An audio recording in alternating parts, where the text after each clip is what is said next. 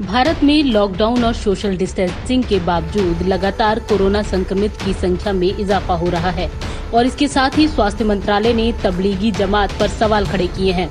Corona पर daily press briefing के दौरान केंद्रीय स्वास्थ्य मंत्रालय के संयुक्त सचिव लव अग्रवाल ने बताया कि तबलीगी जमात से संबंधित मरीज देश के 23 राज्यों और केंद्र शासित प्रदेशों में पाए गए हैं।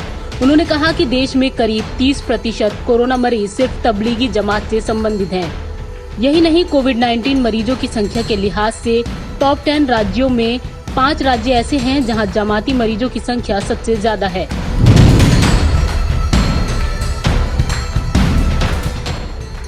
देश भर में कोरोना वायरस के मामले बढ़ते ही जा रहे हैं। एक दिन में 991 नए मरीज सामने आए हैं।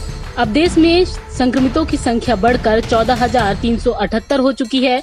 इसके साथ ही देश में अब तक 480 कोविड-19 पेशेंट दम तोड़ चुके हैं। पिछले 24 घंटों में 43 मरीजों की मौत हो चुकी है।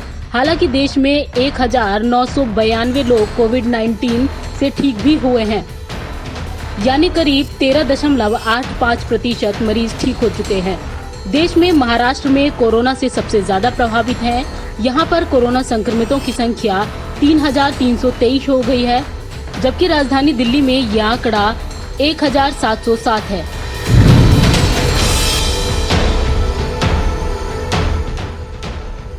संयुक्त राष्ट्र के प्रमुख एंटोनियो गुटेरेस ने कोरोना के खिलाफ लड़ाई में सहयोग करने वाले भारत जैसे देशों की सराहना की है। भारत ने अमेरिका, ब्राजील, इजराइल जैसे कई देशों को मलेरिया के लिए इस्तेमाल की जाने वाली हाइड्रोक्सीक्लोरोक्विन भेजी थी।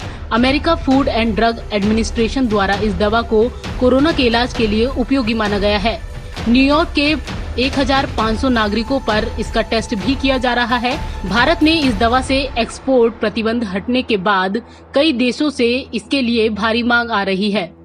गुटेरेस ने इस महामारी से लड़ने के लिए वैश्विक सहभागिता की अपील की है और सभी देशों से सहयोग करने को कहा है।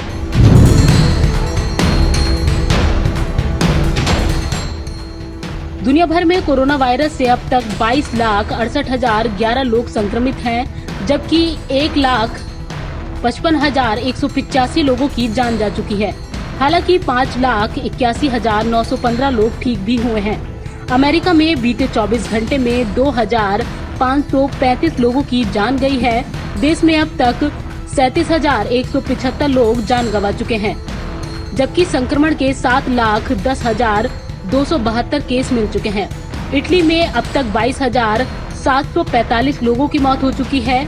स्पेन में बीते 24 घंटे में 687 लोगों की जान गई है, तो वहीं फ्रांस में मौतों का आंकड़ा 18,681 पहुंच गया है। चीन में संक्रमण के 27 नए मामले भी मिले हैं।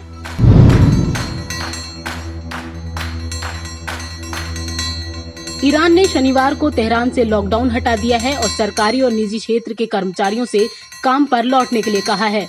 ईरान के बाकी प्रांतों ने एक सप्ताह पहले ही 2 हफ्तों का लॉकडाउन हटा दिया था। उधर अफ्रीका के 55 देशों के 41 अस्पतालों में करीब 2,000 वेंटिलेटर्स हैं। वहीं ब्रिटेन की महारानी एलिजाबेथ द्वितीय ने अपने जन्मदिन पर होने वाले पारंपरिक गन सैल्यूट को रद्द कर दिया है।